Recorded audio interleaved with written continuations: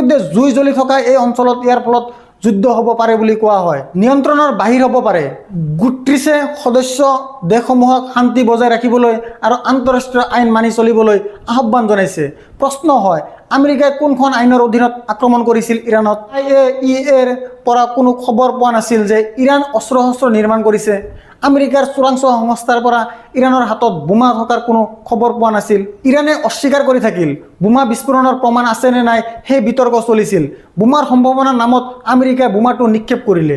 আপুনি দেখিব পাৰে যে যুক্তিতকৈ শক্তিৰ ওপৰত গুৰুত্ব দিয়া হৈছে।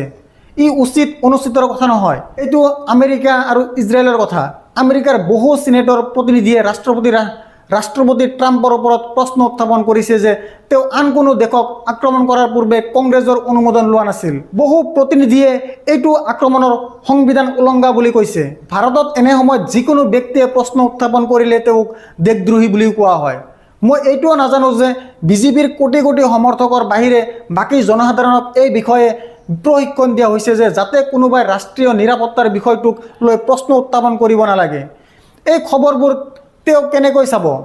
আনকি তেওঁ বুজিবনে যে আক্ৰমণৰ খবৰ অহাৰ লগে লগে আমেৰিকাৰ কংগ্ৰেছ আৰু ছেনেটৰ বহু সদস্যই ট্ৰাম্পক অভিযোগনামা দাখিলৰ কথা ক'বলৈ আৰম্ভ কৰিলে?